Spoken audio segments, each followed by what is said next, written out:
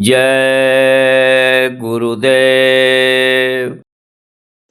हमरे हित गुरुदेव जी धारे मनुज स्वरूप। मूरख मन पतियाए नहीं भटके फिरे भव को। यही विधि बीते जन्म बहु नहीं कीन्ही परतीत। कृपा करो अब सतगुरु धारू भक्ति रे।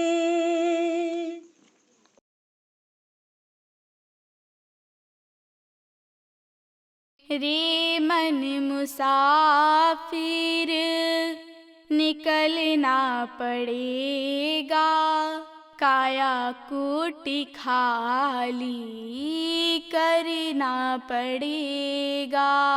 रे मन मुसाफिर निकलना पड़ेगा, काया कूटी खाली करना पड़ेगा।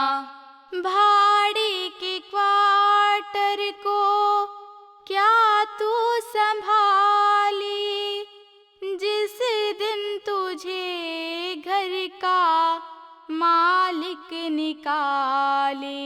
भाड़े के क्वार्टर को क्या तू संभाले, जिस दिन तुझे घर का मालिक निकाले। इसका किराया भी भरना पड़ेगा, काया कूटी खाली करना पड़ेगा। इसका किराया भी भरना पड़ेगा, काया कूटी खाली करना पड़ेगा।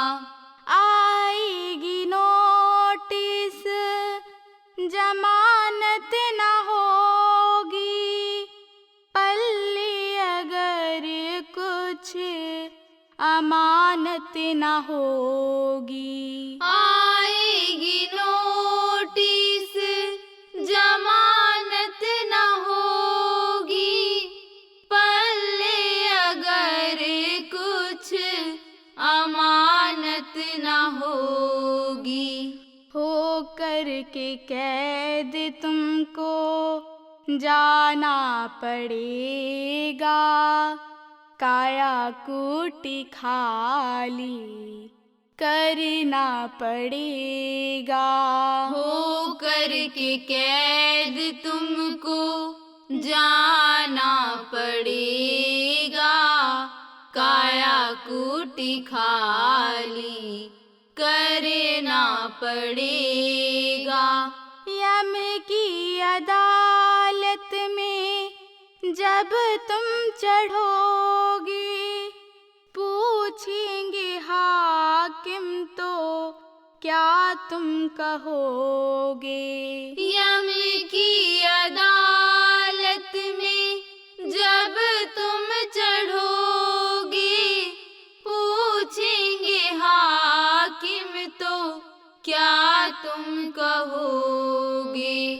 पापों की अग्नि में जलना पड़ेगा, काया कूटी खाली करना पड़ेगा।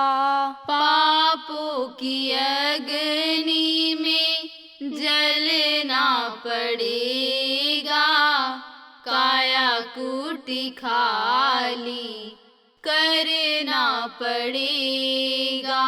कहे गुरुदेव फिरेगा तू रोता, 184 में खाए खाएगा गोता। कहे गुरुदेव फिरेगा तू रोता, लख 84 में खाएगा गोता। फिर जन्मना और मरना पड़ेगा, काया कूटी खाली करना पड़ेगा। फिर जन्मना और मरना पड़ेगा, काया कूटी खाली करना पड़ेगा। रे मन मुसाफिर निकलना पड़ेगा, काया कूटी खाली करना पड़ेगा। रे मन मुसाफिर निकलना पड़ेगा, काया कूटी खाली करना पड़ेगा। जय गुरुदेव, जय गुरुदेव।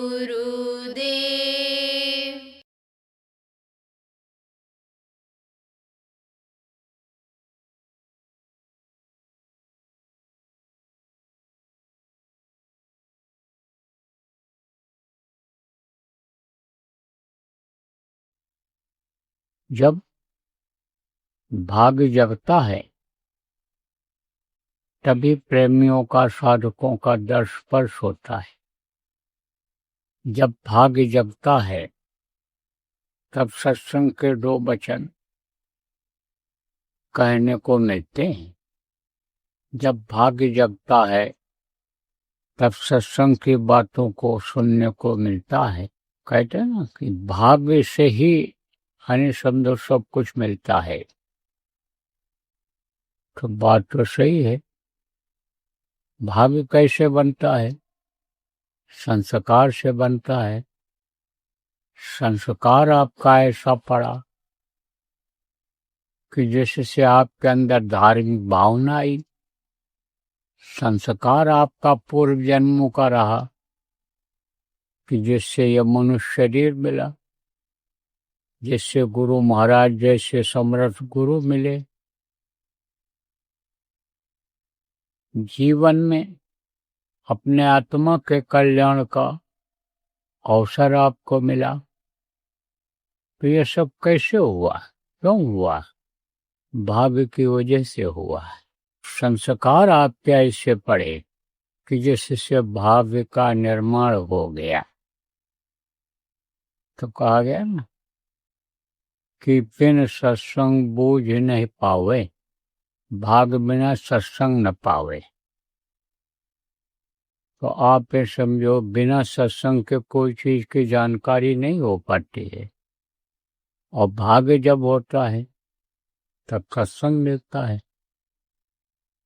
अब सत्संग भी बहुत तरह के होते हैं। जैसे थोड़ी देर का सत्संग हम प्रेमियों ने सुनाया होगा आपको। नए लोग जो आप आए हो, समझो इस बात को। थोड़ा बहुत बताया होगा, समझाया होगा आपको, तब आप नए लोग यहाँ पर आए हो। खबर दिया होगा, संस्कार को आपके उभारा होगा।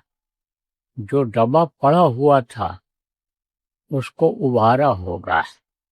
जैसे आप राख में दबी रहती है, राख को हटा दो तो आग दिखाई पड़ने लगती है। ऐसे संस्कार आपका जो दबा हुआ था उभर करके आया। किससे आया? सत्संग से आया। देखो प्रेमी,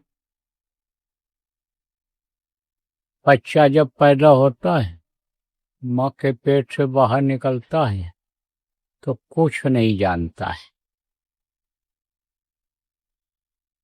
तो जब बाहर निकलता है तो उसको भूख लगती है। माँ के पेट के अंदर कैसे जिंदा रहता था? माँ की शक्ति से जिंदा रहता था। माँ के भोजन का रस उसको मिलता था, उससे जिंदा रहता था। लेकिन जब वो संबंध टूट गया, बाहर आया, तो भूख उसको सताई। भूख, लेकिन दूध पीना नहीं जानता है। माँ क्या करती है? बच्चों, आप जो ये सोच रहे हो कि हम नहीं करेंगे तो नहीं होगा, हम नहीं कमाएंगे तो बच्चे भूखों रह जाएंगे, इस चीज को भूल चुके हो। कि अजगर करे न चाकरी, पंछी करे न काम, और दास मलुका कह गए सत्य दाता राम। इस चीज को जो भूल चुके हो, इस चीज को भूल चुके हो कि दाने दाने पर लिखा है खाने वाले का नाम। तो वो जिसको भगवान कहते हो, वो पैदा होने के पहले ही माँ के स्तन में दूध भर देते हैं। तो माँ क्या करती है? बच्चे के मुंह में दूध से भरा हुआ स्तन डाल देती है। मुंह में आपके कोई चीज अभी जाए, तिनका, कोई कंकड़ पत्थर, तो ऐसे बाहर जीभ से निकालते हो। जो अजनबी चीज लगती है, अजनबी किसको कहते हैं? जिसकी जानकारी आपको नहीं होती है। जैसे रोटी खाते हो, सब्जी खाते हो, दूध पीते हो, तो जिसकी आदत बनी हुई है, वो चीज जाए तब तो उसको आप खा लेते हो। और तिनका अगर चला जाए, घास चला जाए, कंकड़ चला जाए, जिसको खाते नहीं, अजनबी चीज लगे आपको, तो जीभ से इसे बाहर निकालते हो। ऐसे बच्चा माँ के स्तन को जीभ से ढकेलता है, तो उसमें दूध भरा हुआ रहता है, दूध निकलता है, तब उसको अच्छा लगता है, उससे उसकी प्यास बुझती है, भूख मिटती है उससे, तब वो दूध पीना सीख पाता है। टट्टी पेशाब करना नहीं जानता, कपड़ा पहनना नहीं जानता है, चलना फिरना नहीं जानता है, असहाय रहता है, तो माँ उसको सब सिखाती है। तो जो कोई भी सिखा दे किसी चीज को, बता दे जिस चीज को, तो जो सिखा देता है गुरु कहलाता है, और जो बता देता है वो सत्संग की संज्ञा उसको दी जाती है। तो जीवन में बराबर सत्संग की जरूरत पड़ती रही, कमाने के लिए, खाने के लिए, आपके समझो कोई चीज सीखने के लिए, पढ़ाई लिखाई के लिए, अन्य बातों को सुनना समझना, ये जीवन में रहा है और रहेगा बाहर के जीवन में।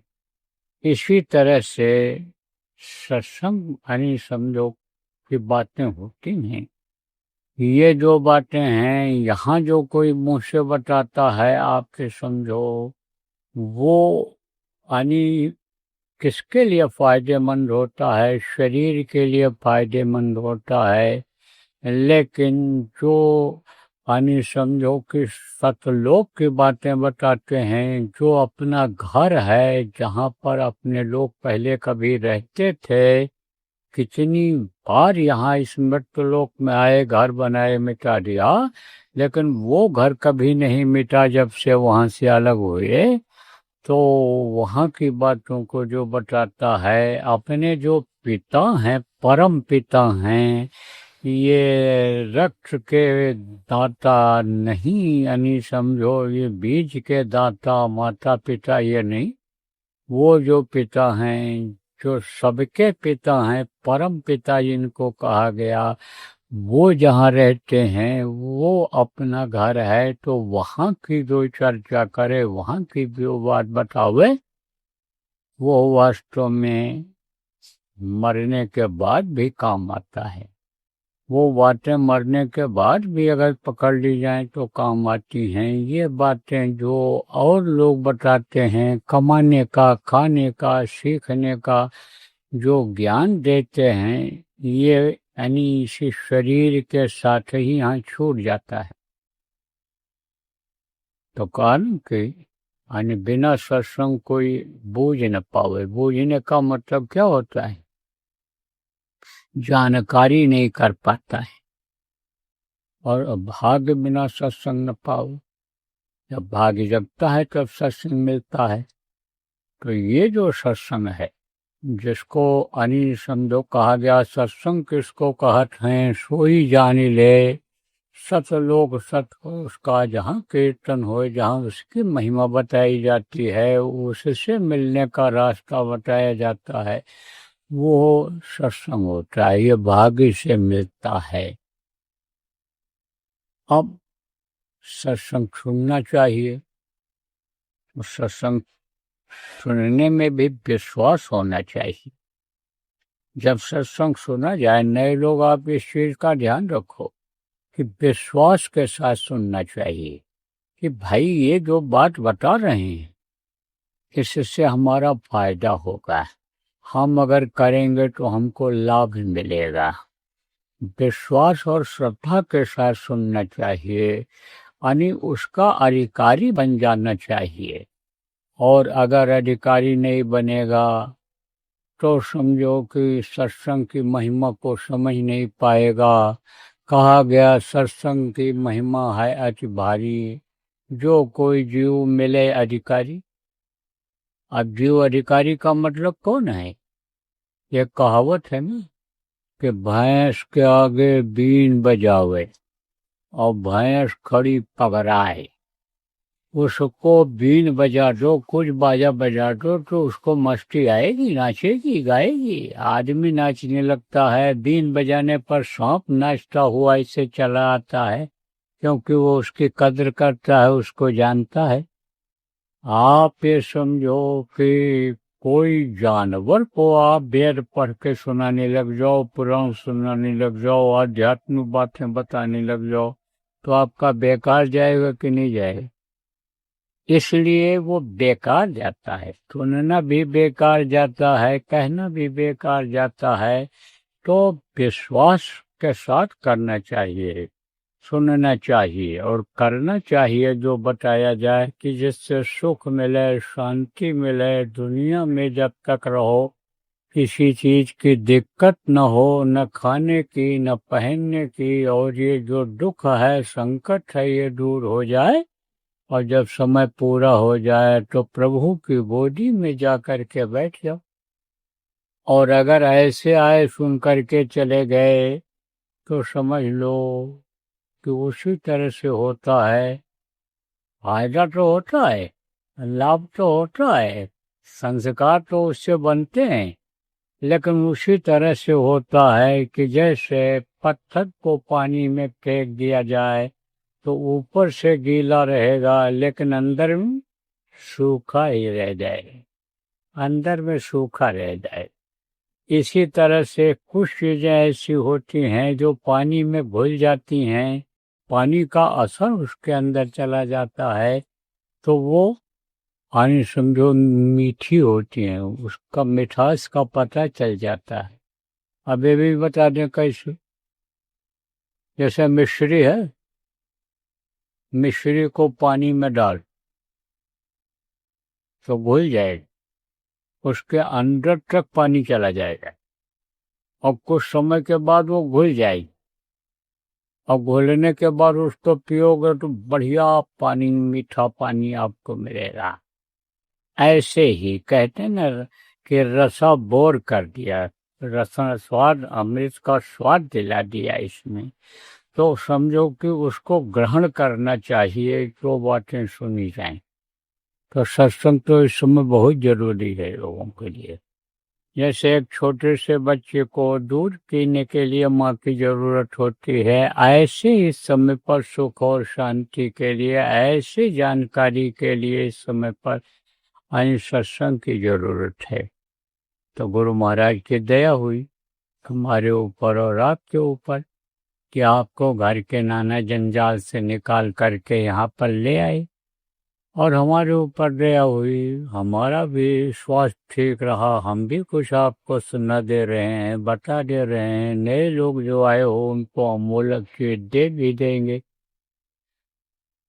तो प्रेमियों, ये समय और ये स्थान बहुत ही महत्वपूर्ण है जीवन का, कि जहाँ पर सत्संग हो रहा है, सत्संग की जो बातें कही और सुनी जा रही है। देखो, बताता हूँ आपको, ये जो मनुष्य शरीर है ये दोबारा फिर मिलने वाला नहीं है, और ये अवसर है आपके लिए। नाव लगी हुई है, कहाँ? पार होने की, और हवा भी अनुकूल है। तो जैसे किसी को नाव में बैठना हो और पार होना हो, नदी पार करना हो, तो हवा बहुत को निर्भर करता है। वैसे आप साइकिल से जाते हो, गाड़ी से जाते हो, तो हवा अगर तेज चला तो रुकावट जाती। पश्चिम की तरफ आपको जाना है, पश्चिम हवा अगर तेज चले, पैदल ही जाओगे तो रुक रुक करके जाओगे। अब पूरब जाओगे तो सीधे चले जाओगे, कम प्रयास में, कम थकावट में जल्दी पहुंच जाओ। तो जिधर जाना होता है उसके पीछे से जो हवा चलती है वो ढकेलती है आगे को, तो उसको कहते हैं अनुकूल हवा है। और जब सामने पड़ जाती है तो उसको प्रतिकूल हवा कहते हैं। तो हवा भी आपके मौखिक है और पतवार भी जानकार है। मल्लाह जिसको कहते हैं, मल्लाह किसको कहते हैं? जो नाव को बढ़िया ढंग से करके और पार कर दे, आपको पहुंचा दे। जैसे ड्राइवर होता है, अच्छा ड्राइवर जो होता है उस पर भरोसा रहता है।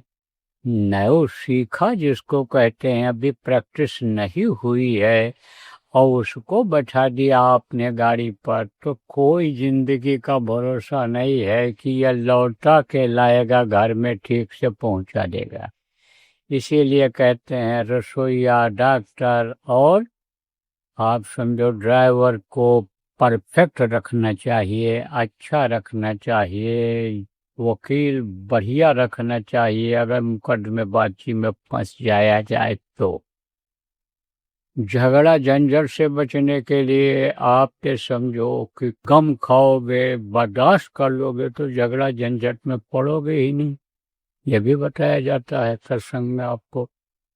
और कम खाओगे तो अच्छा डॉक्टर, खराब डॉक्टर की बात ही खत्म हो जाएगी, जो खाओगे हजम हो जाएगी। लेकिन मान लो अगर कहीं मौसम के बदलाव से, खाने पीने की बदपरहेजी से रोग हो गया, रसोईया अच्छा रखना चाहिए, नहीं रसोईया अपने मन का बनाने खिलाने लग जाए तो पेट खराब होना ही होना है। और रसोईया यदि समझो बढ़िया रहता है तो अपने माफिक जब बना देता है तो स्वास्थ्य सही रहता है। तो प्रेमियों, आप ये समझो कि ये है भवसागर। भवसागर किसको कहते हैं? जहाँ पर आप रहते हो, जहाँ रहते हो ये भवसागर है। हम रहते हैं तहाँ ये भवसागर है। इसी में मरना, इसी में जीना, इसी में रोज खाना, इसी में लेटरिन पेशाब करने जाना है, इसी भवसागर में, इसी संसार में। आप समझो इसी में यानी बच्चा पैदा करना, इसी में जीवन को बिता देना, दोबारा जब जन्म लेना, तब वही बेटा बाप बन करके बदला लेता है, बाप बन करके वही बेटा बन करके बदला लेता है। भाई यानी समझो कि जो दुश्मन हो जाता है, दोस्त दुश्मन हो जाता, यह है मृत्यु लोक। तो इससे जब तक पार नहीं होगे तब तक ये जन्म मरण की पीड़ा छूटेगी नहीं। जन्मते वक्त भी देखो तकलीफ होती है, बच्चा रोता हुआ पैदा होता है, और मरते वक्त भी तकलीफ होती है।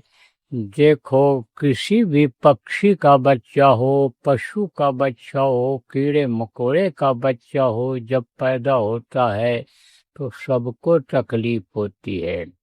और मच्छर को देखो, ऐसे लग रहा है हाथ लग गया, गिर गया, तो वो भी छटपट छटपट करके मरता है। पतंगे जो देखो इस समय बरसात में निकलते हैं शाम को, वो ऐसे जब गिरते हैं तो एकदम नहीं खत्म हो जाते, छटपटाते हैं थोड़ी देर, तो तकलीफ उनको भी होती है। मरते वक्त भी तकलीफ होती है, जन्मते वक्त भी तकलीफ होती है।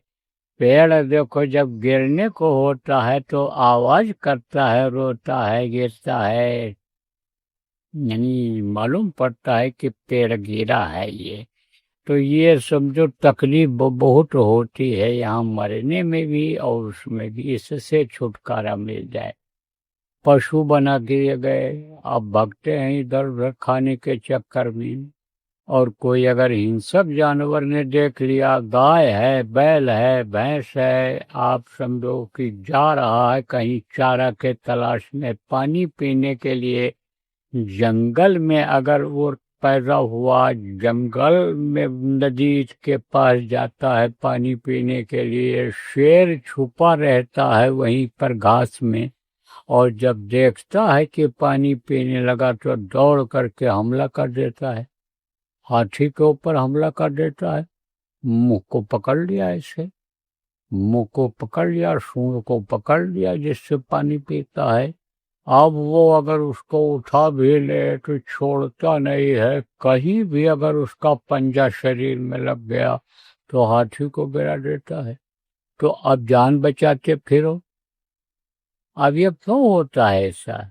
मनुष्य शरीर पाने के बाद जब आदमी सूख जाता है, नहीं समझ पाता है, सत्संग नहीं मिलता है, नहीं समझ पाता है कि मनुष्य शरीर किस लिए मिला है, और जैसे सब लोग करते हैं, खाते हैं और सोते हैं, सोने का इंतजाम करते हैं, घर बनाते हैं, बढ़िया से बढ़िया चीज खाने की कोशिश करते हैं, अच्छा से अच्छा कपड़ा पहनने की कोशिश करते हैं, अच्छा घर बनाने की कोशिश करते हैं, और मान प्रतिष्ठा इज्जत पाने के लिए ऊंची से ऊंची कुर्सी पर बैठना चाहते हैं।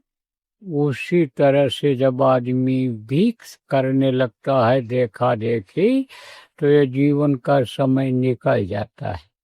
और अगर इसी सुख के लिए, अच्छे धन पाने के लिए, अच्छी कुर्सी पाने के लिए, अच्छा घर बनाने के लिए, अच्छा खाने के लिए, अगर कोई नियम के खिलाफ काम कर दिया, चोरी किया, डकैती किया, ठगी किया, रिश्वत लिया, तो आपके समझो उसकी सजा भोगनी पड़ती है, सजा भोगनी पड़ती है।